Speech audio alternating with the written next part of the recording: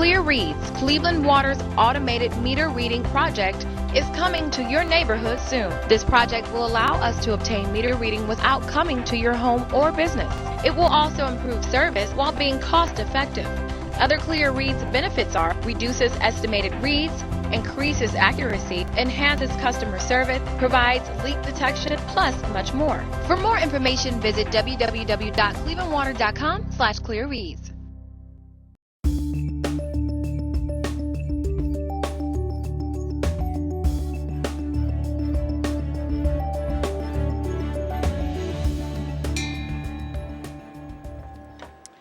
Good afternoon and welcome to the City Club of Cleveland. My name is Robin Minter-Smyers and I'm a member of the Board of Directors of the City Club. And it's truly my pleasure to introduce today's speaker, the Honorable Frank Jackson, the 56th Mayor of the City of Cleveland. Mayor Jackson knows well the city that he leads.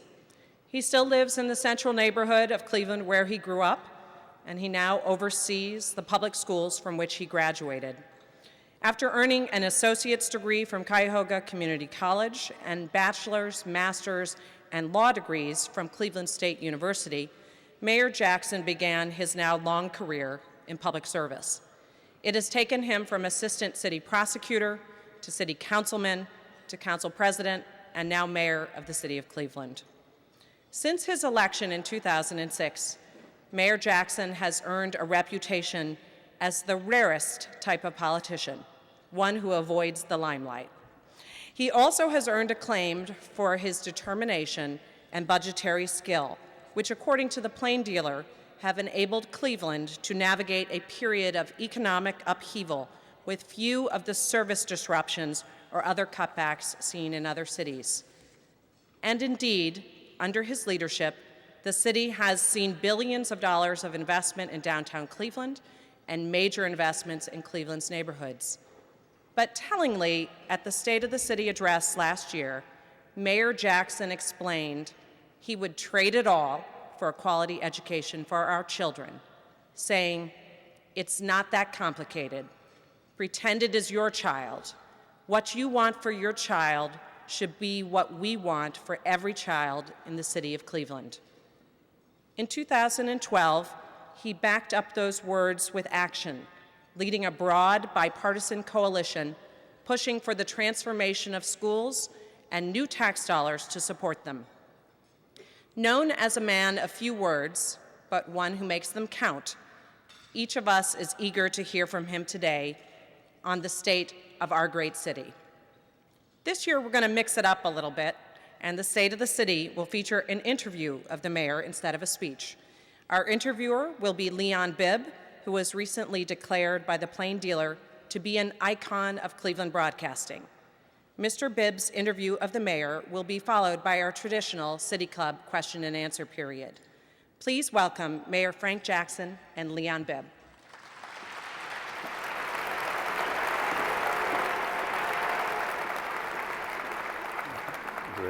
Thank you so much. Good afternoon, Mr. Mayor. Oh, good afternoon. Let me begin by what was just said just a second ago. For the last several years of your administration, you've given a State of the City speech. Unlike the Constitution, which requires the President of the United States to give a speech, State of the Union, to the nation and to the nation's Congress, you don't even have to give a State of the City speech. Yet you've done so, and you've done so for several years. This year, you decided you would like to try another format. Why did you turn to this format today? I just got tired of listening to myself. I guess, 30 minutes to just read a speech is a long time. And I wound up just reciting things and listing things, and I don't believe it really lends itself to people having a better understanding as to what the state of the city really is. And so that was what was going through my mind as I was at an event one day, and I was talking to people about the state of the city, and someone actually suggested, said, well, why don't you do it this way? And I said, no, that's a great idea.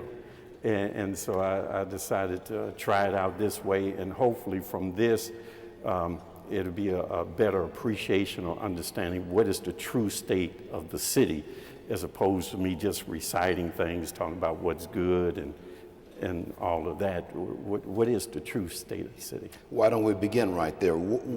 First off, what's your overall vision for the city? And we'll drill down deeper from there, but what's your overall vision?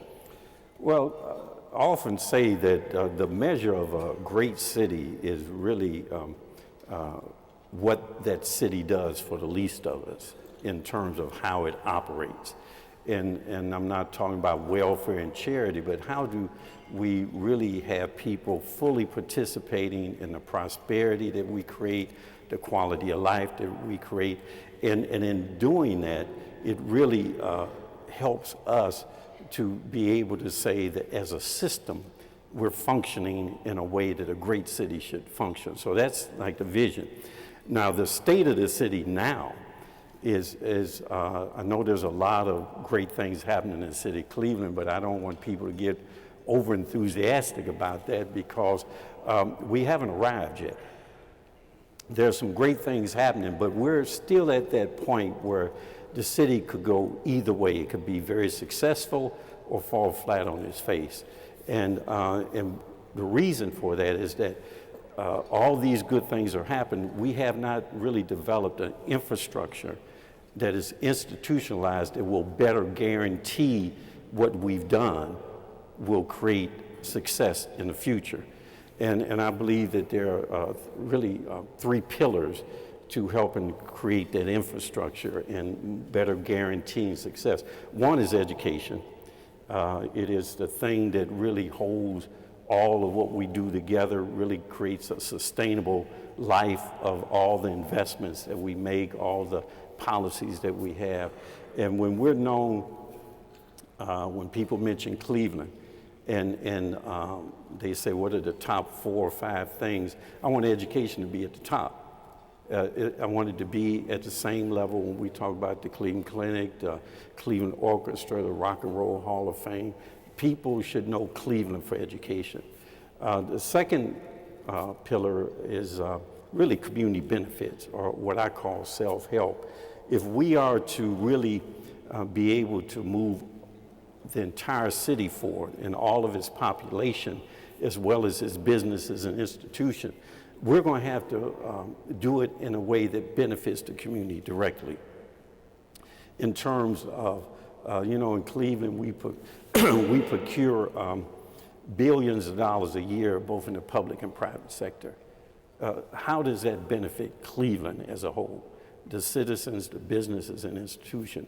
As a region, we have probably a gross regional product of about $180-something billion. What benefit is that to the city of Cleveland and to this region? So when we spend money, when we procure goods and services, when we do what we do, we should do that with ourselves, whether it's through workforce or companies or whatever it may be. And then the final thing is really community involvement and community engagement. We really have a great community, but many times we're fragmented. And whenever we are the most successful is when we work together.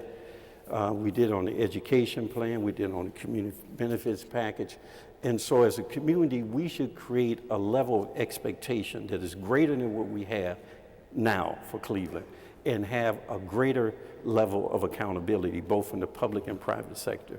So those 3 things, I believe, will move us to a very successful city and really help us to better guarantee that what we do in individual investments and policy and what we do collectively will lead towards making Cleveland a great city. Now, the budget, you got me going now. I want to drill down into this now. I just want to mention, though, that undergirding that, you have to do the basics right. You have to do the blocking and tackling. You have to do that. And that's where the budget comes in, operation, quality service, all these other kinds of public safety. That's the blocking and tackling. You have to do that right in order to be successful. But that shouldn't be, we shouldn't claim success because we do those things right. That's just what we should be doing anyway. You've been talking to Jimmy Haslam about blocking and tackling of the Cleveland Browns. So let's talk a little bit about that money. How do you manage the loss of tens of millions of dollars that is not coming in from the state, that had been cut from the state? Well, I have a philosophy that we should position Cleveland for the future. So when I first became mayor, it was really a factor of looking at where are we.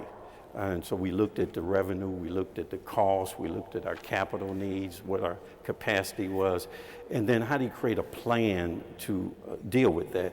And it was very apparent that our costs were rising more than our revenue.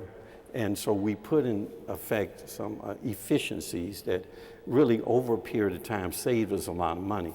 So when the recession hit, we lost $24 million in income tax alone in 2009.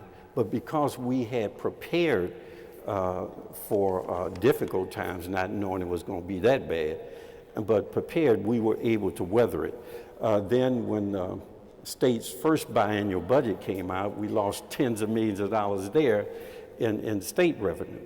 But again, we not knowing it was going to be that bad, but really anticipating some impact, we did prepare. So we were able to look ahead, be better prepared, be more efficient, and really try to create an environment for investment in economic development that eventually led to, when there was some modest economic growth, we actually saw the benefit of that. Let's talk a little bit about city operations. You touched upon just a little bit ago. Of course, you've had to lay off 1,000 employees, full-time employees, in recent years. No, we haven't laid them off. We have reduced our workforce by about 1,000 people, without minimizing service. Okay. Now, there were a couple of periods where we had to lay off some people, but those people eventually got called back as attrition occurred. Now, once you do layoffs, of course, you do reduce staff that way, but it wasn't 1,000. The 1,000 people in reduction of our workforce was really over a period of time, not backfilling every position, but doing critical hires. Mm-hmm. Do we really need this position? Do we really need this particular thing? And as a result of that, we were able to reduce the workforce, but not really impact service in a negative way. Let's go to the water department. There have been complaints about the water department centering on the services provided by the people who are on the receiving end of the water line throughout this area. You have said we have had bad customer service. Right. How is it now? It's pretty good now. We actually have a great product. Our water is a great product. And we have state-of-the-art facilities that help to produce that great product. But you can have a great product and have lousy customer service. Your product to the public is not that good. Or you can have average product, but great public service and customer service, and they believe you have a great product.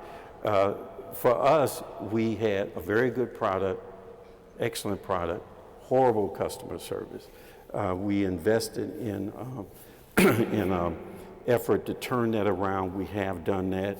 Not only have we corrected time that people wait on calls to what it is in industry standard now, we've corrected a billing system. We've implemented a collection process that has really earned us about $14 million a year that will be going ongoing. So we've increased revenue, we reduced the cost, we provided better service, and as a result of that, we really are looking at the end of this budget, this rate cycle, potentially having a zero rate increase for the next cycle or a very small rate increase. Well, we're talking about water. I grew up in this city, as I guess everybody, well, a lot of folks well know here. I grew up in the city within a mile of Lake Erie. We were probably playing baseball at Gordon Park on the city's east side. Half of my childhood was probably spent playing third base down there along the waterway, along the lakefront. What are we doing to get us where we need to be along the waterway? It has long been a problem that we have not adequately developed the Lake Erie, the lakefront, and the riverfront. Mm-hmm. Well, one of the key things that we did during the recession was we helped the Flats East Bank Phase 1 to move ahead. It had become a victim of the recession and the whole financial collapse. We put money into it, probably more than we should have, but we needed to address the question of whether or not Cleveland could develop its waterfront. That project is successful, Phase 1. They're moving into Phase 2. And with that, there's no longer this question or debate, can Cleveland develop its waterfront? It's just a matter of what's next. Knowing that, we have put together a group that is looking at developing the RFQ or whatever they call it, that really is will be sent out for developers to look at our lakefront and determine whether or not there's one developer or group of developers who want to come in and really do our waterfront. That is, however, just a component part, because we also have Public Square, we have the malls that will come online once the convention center is open. So it's how do we connect all of these assets? How do we connect all of the investments that we've made and connect them in a way that really moves Cleveland forward and positions Cleveland for a better future? And it will also help us in doing what I call a 24-hour city, where a city is alive 24 hours a day, where we have 25,000 people living downtown, additional people working downtown, and having people visiting Cleveland that never would visit us but for the vibrancy. And then you add in the neighborhoods and connecting the neighborhoods to that synergy. You see a city that never sleeps. Well, 24 hours a day. If I can borrow a line from an old song. Right, mm-hmm. 24 hours a day. I actually see a city that where there's no more east side or west side, that there is the waterfront. And when you look and you look at the waterfront, everything is oriented to the water, and that we build from that going out, so that you won't have debate anymore about east side, west side, downtown neighborhoods. What you have is you have our assets, and how do we build off these assets, and how do we make these assets something that becomes a matter of improving the quality of life of everyone, both in downtown, in our neighborhoods, all that. That is where I see the city going. Before we leave the water, the Port Authority, that Port Authority levy went down. Right. So what happens now with the port? I mean, I'm told that there are plans. You would like to do something beginning around the 50-yard line of Cleveland Brown Stadium, moving to the east, building to the east, right, and keeping the Port Authority right to the west of the 50-yard line, if we can imagine that. Mm-hmm. Tell me about that. Well, that's what makes our lakefront plan different from previous lakefront plans, is that ours is practical. Whereas before we've had lakefront plans that were nice plans, but they didn't address two major real estate. That is Burke Lakefront Airport and the port. Which you want to keep Burke Lakefront Airport. Well, I'm keeping Burke, and we're going to keep the port there, but the port will shrink to a size that the port board and its director believes is the appropriate size. Now that leaves a lot of land that is currently was currently part of the port available for development. And so with keeping Burke as a general aviation airport, it really gave us an opportunity to promote that, and people have shown interest in developing in and around Burke based on their need to be around general aviation. So all those things together makes it a very practical plan. Plus, City Council helped us and passed legislation that really makes it clear as to who has site control, who has responsibility for upkeep, maintenance, capital improvement.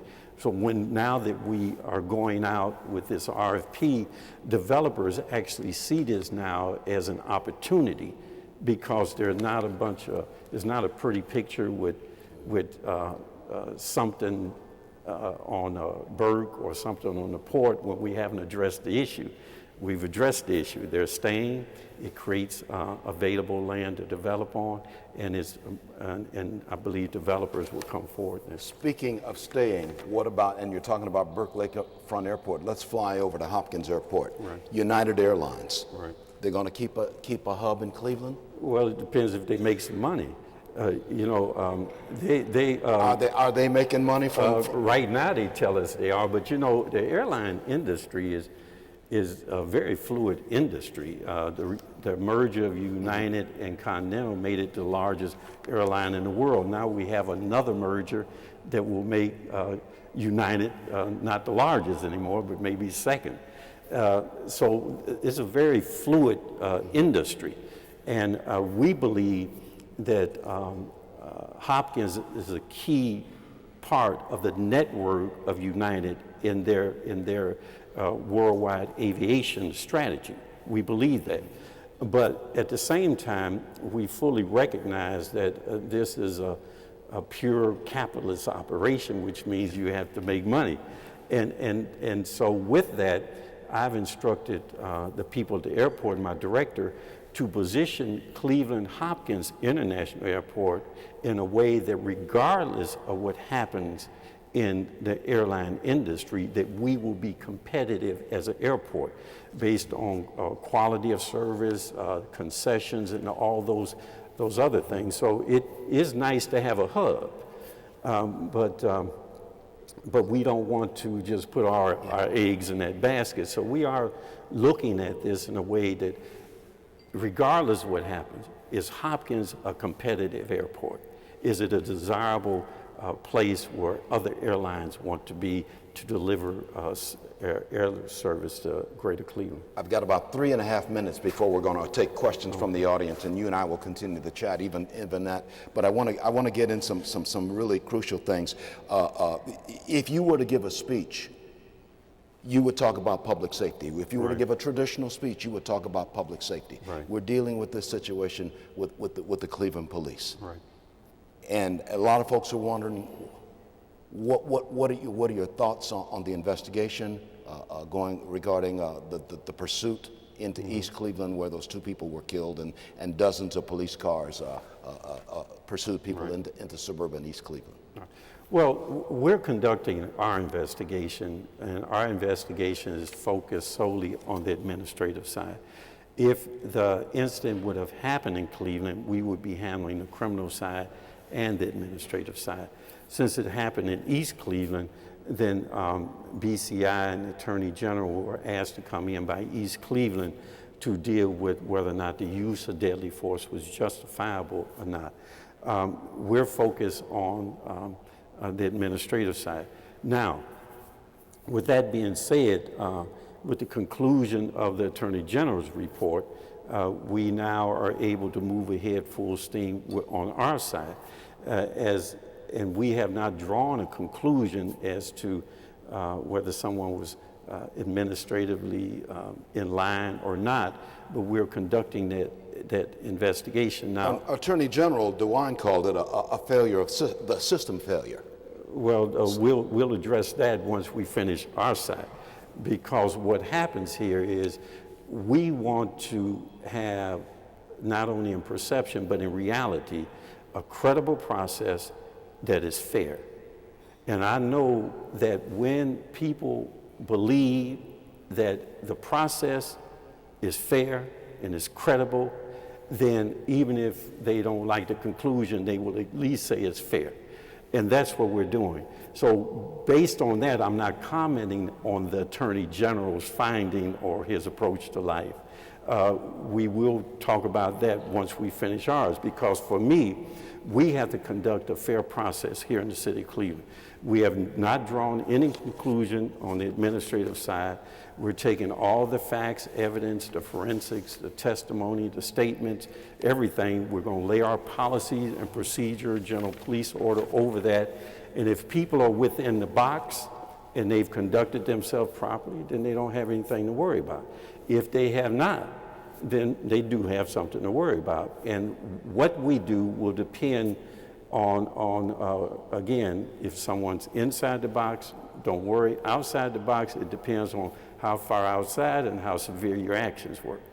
But we have not drawn a conclusion on that, but when the investigation is finished, we will make a decision and we will take action when appropriate. I got a minute to go before we go out to questions from the audience, and we can get a quick question in and maybe a quick answer. I'm certain we'll come back to this anyway. One of your pillars is education. Right. You've talked about community involvement, parental involvement. Mm-hmm. How do you get parents more involved in the school system? It is now under your auspices now. You've got mayoral control or participation, certainly in the Cleveland Public School, Cleveland Metropolitan School System. How do you do that? Well, under the reform legislation, there really is a component of that that really requires the school system to set up some mechanism to encourage and to facilitate more parental participation. What I've found is that people have to believe things are relevant to them, and they have to see it as a priority and importance. And as we become more successful in what we do, and as we communicate what we do and how we communicate that, I believe will lead to greater participation. Now, that is why I say that we should have a higher expectation. The community should hold both the public and private sector at a much higher expectation than they do now. And there should be levels of accountability much higher than it is now. And when the community, as a community, have a higher expectation of what to expect out of our school system, what to expect out of individuals who have children in our system, what to expect out of the business and philanthropic community in regards to that, then you begin to see it. But just to say that you can do this one thing or that and that it's going to be resolved is not going to happen. It has to be a whole community effort with a higher expectation and a higher accountability. We're going to take 30 seconds right here, and I'm going to squeeze this one in. You said last year that at the State of the City address, you said that passage of the levy was vital to the community and to you even more than your office. Right. You said you would trade it all for passage of that levy, or for a better educational right. system. You would trade it all and call for a shakeup if we needed it in the school system. You still feel that way? Well, I don't say anything I don't mean. I really don't. I just don't have the time to have a conversation, in regards to certain things. This is so essential, not only to the individual and families and neighborhoods, but to the entire city and region, that there's no room to play. And so I just believe that that is that important to the fact that I'm going to try to stick around a little bit longer in order for myself to guarantee this outcome that we have promised the people. We've committed to the people, and they passed a levy they couldn't afford. We committed to the elected officials and got bipartisan support. So it's our duty and obligation to not walk away from that, but to really put the kind of work you need to put into it to be successful. We've got to take a break right here. Today at the City Club of Cleveland, we are listening to Mayor Frank Jackson's 2013 State of the City Address. We will return to Mayor Jackson and Leon Bibb in just a few moments for questions and answers. But first, a few announcements. We welcome you to the City Club of Cleveland, the longest continuously running free speech forum in the country. Today's forum is being broadcast live by WCPN 90.3 FM. It's being recorded by WVIZ Channel 25 for broadcast tonight at 11 p.m. Television broadcasts of the City Club are made possible by PNC and Cleveland State University. Our live televised webcasts are supported by the University of Akron. To watch live and to learn more about our upcoming programs, please visit our website at cityclub.org. Today's forum is the annual Dick and Sally Hollington Endowed Forum, made possible by a special gift from Mr. and Mrs. Hollington to the City Club Forum Foundation. Joining us at the head table today is Lori Hollington Smith, Dick and Sally's daughter. Will you please stand and be recognized?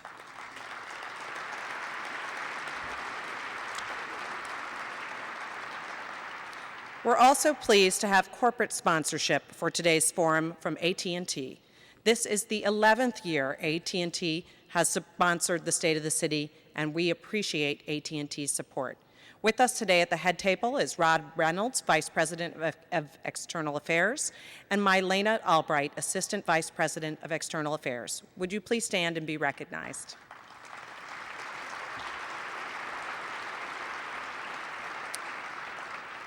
We are also pleased to thank our supporting sponsor, Sisters of Charity Health System. With us today is Joanne Clark, Vice President of Corporate Affairs, Sisters of Charity Health System, and President of St. Vincent Charity Development Foundation, and Susanna Cray, President of Sisters of Charity Foundation of Cleveland. Will you both please stand to be recognized?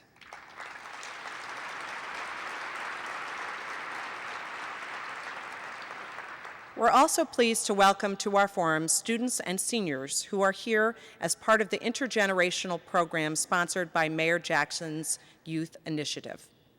Now we would like to return to Mayor Jackson for our traditional City Club question and answer period. We welcome questions from everyone. Holding the microphones are Program Director Carrie Miller and Development and Marketing Coordinator Michael Crimaldi. Please come to the microphones on either side of the room if you have a question. First question, please. Mayor Jackson, we are very fortunate to have you as our mayor, and your commitment to education needs to be applauded. But my question is, then in this game of teaching our children how to become better at math, better at writing, and giving them better skills, if there still remains a bigger gap of value system, we are literally producing monsters who have brought this nation to its knees.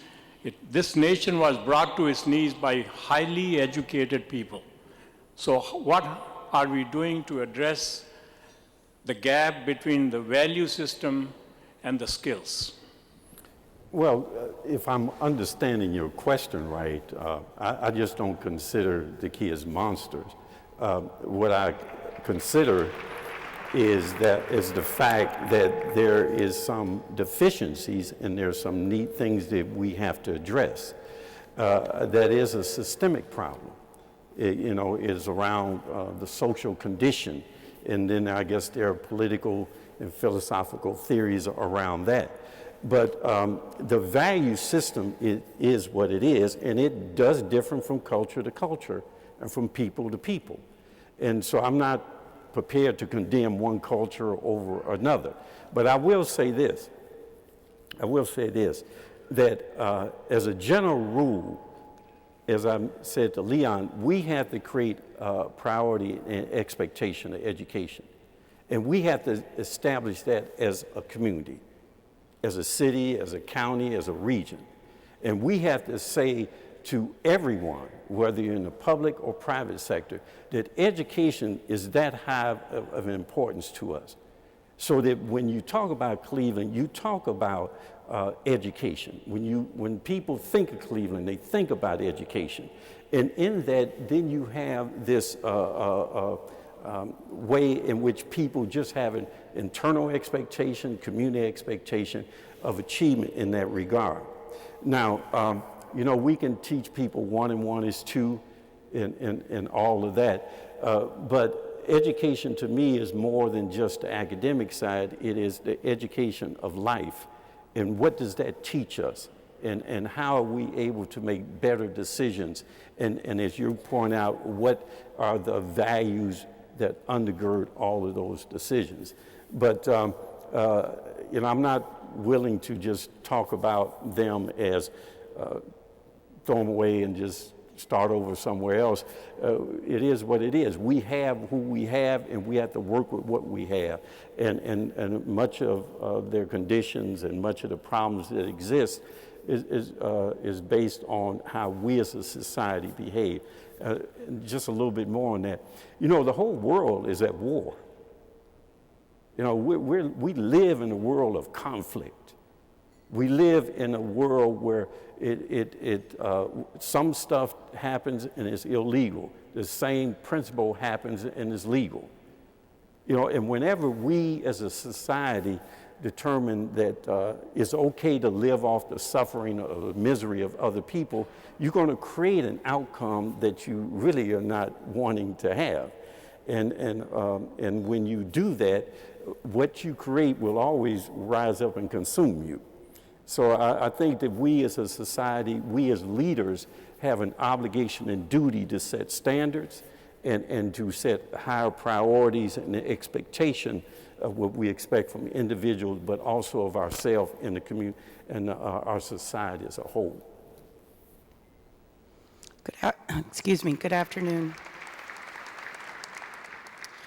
I work in the warehouse district, and I used to live in the warehouse district. But as my family grew, we found we couldn't find affordable housing in downtown Cleveland.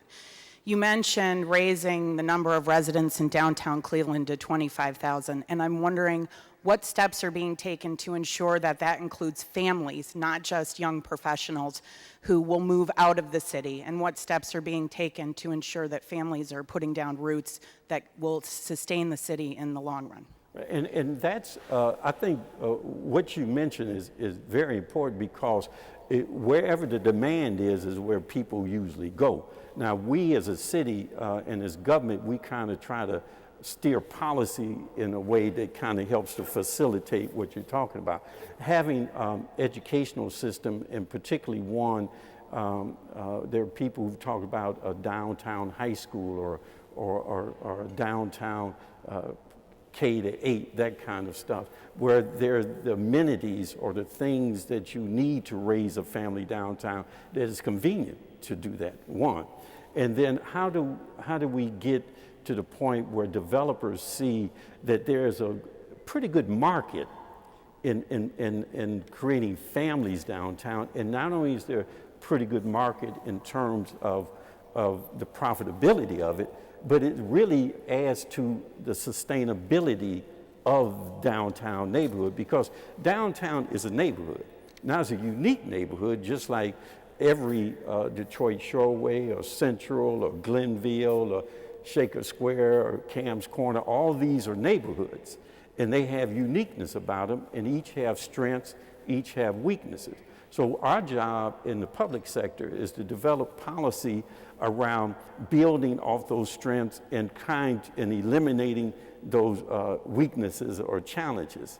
And one of the challenges that we have for downtown is to have it a true neighborhood where people feel that it is welcoming as a family, as young professionals, as older people. And the key to that is that we have to have a school system, because people who can make choices and do make choices make them on education. And when people have children of school age, they'll decide whether they stay in Cleveland or go somewhere else. Do they pay taxes, property tax, and pay private tuition? Do they want to do all that? So we have to create the infrastructure, again, that guarantees success, and institutionalize that infrastructure as the way we do business in Cleveland, and have an expectation that this is how you will do business if you want to do it in Cleveland, whether in an economic sense or a social sense. And what you mentioned is part of that. As she said, your goal was about 25,000 people living downtown. The city is about halfway there now. About halfway. 12,000, Right. 13,000 living right. in downtown Cleveland. Right. And as you know that in terms of rental property, there's about a 97, 98% demand. There is not as much demand for ownership, but as the housing market improves and as lenders begin to move in the direction of loaning in that area, you'll see that there will be a greater demand for ownership downtown that I think will address what the young lady was talking about. Let's take a question over here. Good afternoon, Mr. Mayor. Good afternoon. My name is Joseph Meisner. I'm an attorney, member of the City Club, and also a former school teacher in the Cleveland school system. I'd like to first give you a compliment before hitting you with a question. Last year I was here, I heard you talk about the levy for the schools, and I thought, that's a dead loser, poor Mr. Mayor. But I do want to congratulate you and your inspirational leadership in getting that passed.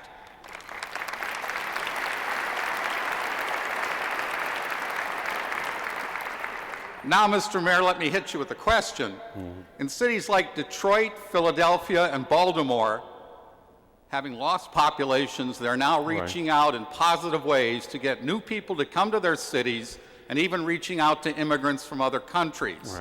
Given Cleveland's declining population, what is this administration doing in order to encourage people from other places, including from other countries, to come to Cleveland? Are we a welcoming city?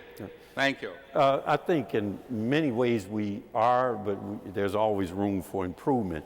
But just to give you my philosophical approach to this, I believe in taking care of your own. And so it's be difficult for you to invite somebody to something when in fact you're not even providing for your own.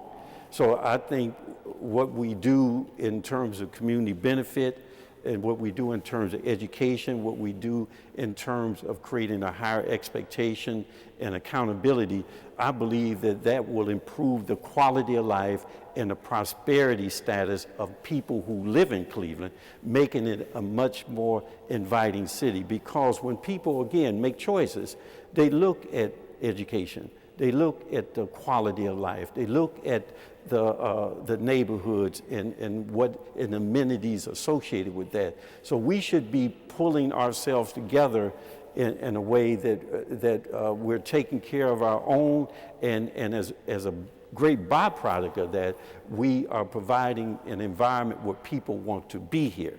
Now, Global Cleveland has moved in that direction in terms of not only immigration from overseas, but migration internally to the United States. So how do we then market Cleveland as the place to be? And we just can't do that by hiring a consultant and getting branded or doing a PR thing. We have to do it based on who we are. Who we are. Who are we? What is Cleveland? Who is Cleveland? What is our identity? And when we do that, people will recognize that Cleveland is really a pretty good place. It's a great place, and it has great people. And you know what? My child get educated there. You know, I can invest there, and many immigrants coming from overseas, they look to have them look at Cleveland as a prime place to invest, where they have a workforce, where they have the kind of community amenities associated with quality of life that will make it good for them and their family. So it is that whole thing that we have to do to make it happen. I know I'm long-winded on it, but I want to mention something. As I said, we have to do the blocking and tackling right. To give you an example, in order to help do the things I'm talking about, we have to have strong fiscal management. Now, we've been able to get by, but we have some ways to go. So our goal in 2014 is to have structural balance, where what we spend that year is within what we raise that year. Not to have large carryover balances every year in order to fill the gap between what it costs us to run a government and what the revenues we raise. Well, see, those are the kind of essential things that we have to do, because when someone comes to Cleveland, a business locates here, they want to look at tax structure. They want to look at quality of service. They want to look at education. They want to look at whether or not their business can be a participant in the prosperity they create. Is there a welcoming environment in terms of business opportunity, investment opportunity, quality of life, amenities, all those kinds of things. And that is where we are going. But we're not there yet. We're right on the cusp. We could go this way or that way. What's it going to take? What's it going to take to get over that? The three things I mentioned: the education, the three pillars. The three pillars: the education is a priority. Ensuring that prosperity is something that is broadly distributed throughout our community so that our citizens and our businesses can participate in that prosperity and quality of life, and to have an expectation that when you come to Cleveland, this is the way you do business. When you come to Cleveland, this is how you behave as a citizen. Those are things we have to do. Quick question, quick answer. What's our population I don't know about right quick today? answer, but what's our population right now? Just under 400,000. Good afternoon, Mayor. Yeah. I'd like to say that this June, we're going to have a number of teachers retiring because of some changes that have been made in the pension system. So we're going to need a number of quality teachers for this district. And when you have class sizes of 52 in a 9th grade class, as I had in my class before I retired, a number of colleagues still have in the mid-40s in their classroom, we're talking about the kind of conditions that are not going to encourage quality teachers to want to teach here. And the morale of teachers is very low. So my question is, when you talk about keeping the promise to the community, what are the strategies that you have so that we have the kinds of conditions where students can learn and where teachers can teach successfully? Well, that is the thing that I've charged Superintendent Gordon to do. Because now that we have the legislation and we have the levy passed, and there's a 4-year window now for us to do the kind of things that need to be done. But you mentioned 50-something kids in one class. I can probably tell you where there's another class where there's less than 20. And a lot of that has to do with what's in the collective bargaining agreement. So we're working on that now. And we're also working on how do we do the kind of evaluation and how do we identify teachers, administrators, just general school employees that are not in those two categories, and putting in them this expectation that you're talking about. Our goal is to educate children. Our mission is to educate children. We are in our own way many times, and we justify being in our way based on institutional or organizational self-interest. That has to go away. So as we work together and we move ahead, both in administrative, the collective bargaining units, and we settle up our contracts and the work rules associated with that is in line with the legislation and in line with the expectation people have now since they passed the levy, then we'll move in that direction. But the superintendent has quarterly milestones that he has to meet. We will be holding him accountable in regards to whether or not his people are meeting those milestones. And I'm part of that is holding those who are in the instructional end, meaning the teachers, accountable too. So we're accountable as elected officials. The administration is accountable as running. Teachers and unions are responsible and accountable for what they do. And we as a community should have a higher expectation of a mayor, of a teacher, and of a superintendent. We should have a higher expectation, and we should demand that accountability. That's the only thing that's going to make it work. Only thing. Expectation that is high, accountability that is sure. You're holding the CEO's feet to the fire and the school system's feet to the fire and your administration's feet to the fire. We're all accountable to this. There's no one who I can point to that if it fails is their fault. I would say all of us. All of us. We made commitments in terms to legislators in Columbus, and we made commitment to taxpayers in the city of Cleveland, both citizens and corporate taxpayers, as to what they should expect at the end of 4 years. If we have not done that, then they should get rid of me, they should get rid of the superintendent, and they should get rid of everybody else too. The expectation should be here. No excuses. Mayor Jackson, first of all, thank you for trying this new format. Right. Mayor Bloomberg in New York has tried some pretty dynamic things to address the health condition of New Yorkers. Now, he got a recent smackdown on his sugary drink initiative, but he's still trying. And now, Clevelanders often don't measure up very well on a number of different health parameters. What's your vision for addressing the overall health condition of Clevelanders, and why does it matter? Why is it bad? Why does it matter? Well, how does it fit in to Cleveland's overall prospects? It matters just getting up in the morning. To be able to get up in the morning and walk around and, you know, and have some quality of life. It really does matter. And I guess if you take a business point of view, it matters in terms of people going to work or taking off sick. But in just a general personal point of view, it's just the thing to do.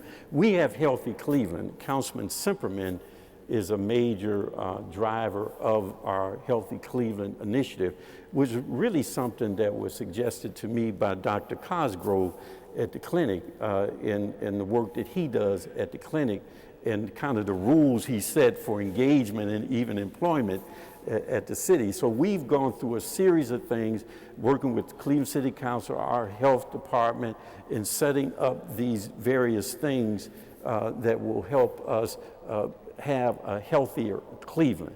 So it could be policies where we invest in infrastructure, whether that infrastructure would be encouraging bicycling or walking or jogging, not just being in the car.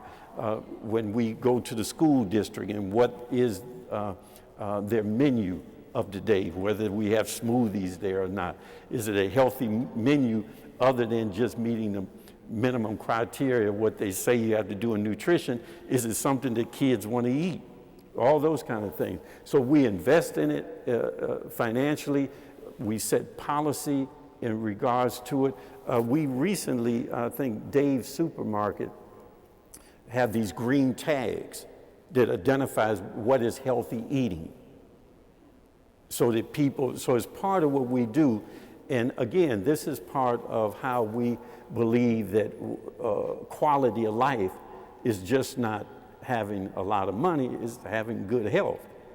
And so how do we promote that? And when you come to Cleveland, you know, the expectation is that, you know, we have a certain lifestyle here, a certain way of behaving that really leads to a healthier Cleveland, healthy individuals. We've got less than 5 minutes remaining. Do you agree with Mayor Bloomberg and the sugary drinks in New York? I agree that the healthier we are, the better off we are, and I also agree that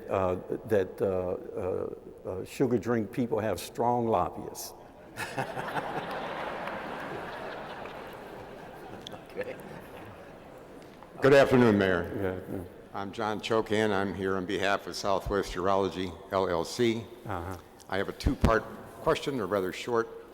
The first part is, of course, the MedMart, and I apologize for not using the new name. Right. But I think you, first of all, have to be congratulated for getting that a reality.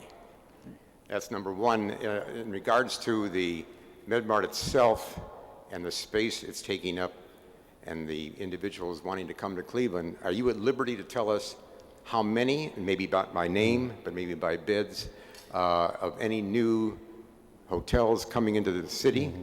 And the second part of the question is, if and when that happens, I should just say when it happens, you mentioned there is land to be developed. Will the land be available in the correct areas, and will there be land available, period?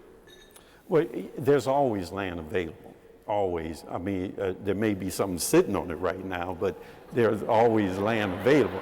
Now, and I think what happens is that, again, that's how we're going to flow in terms of lakefront development, downtown development, those areas in and around downtown. So there is conversation around a new hotel space.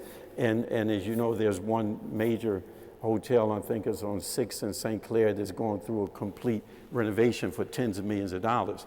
Now, in terms of the MedMart, the county executive has really done an outstanding job to really focus and define this for success. I will tell you, he has monthly meetings, of which my chief of staff goes to, that really focuses on not just a conversation of you build it, they will come, but really focuses on, well, okay, now what do we have guaranteed here?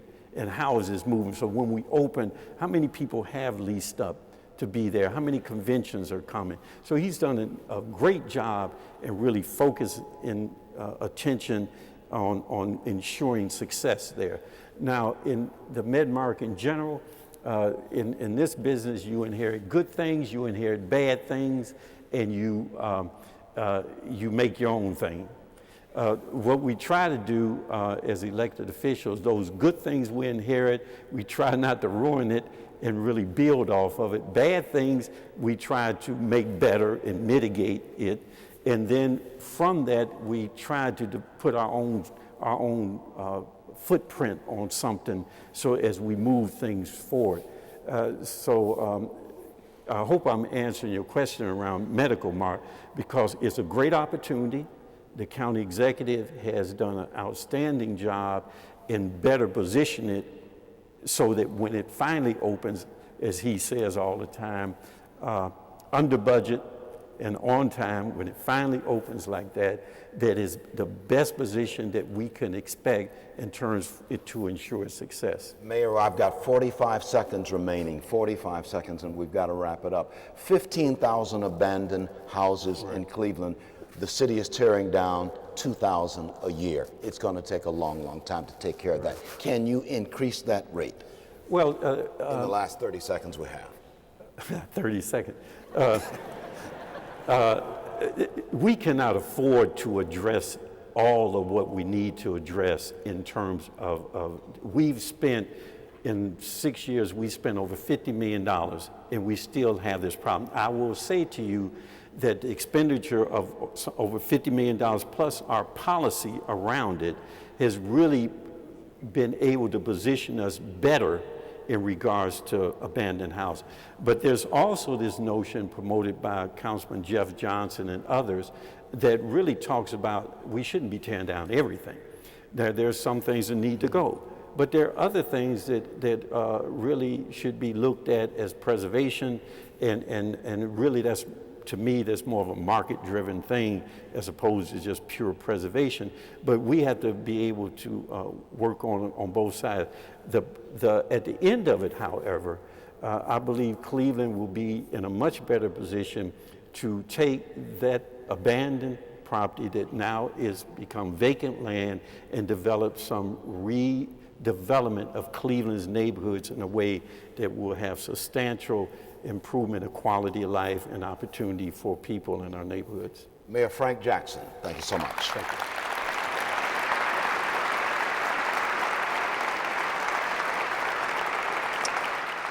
Today, at this special City Club Forum, we have been listening to the 2013 State of the City Address by Mayor Frank Jackson. Thank you, Mayor Jackson. Thank you, Mr. Bibb. Thank you, ladies and gentlemen. This forum is now adjourned.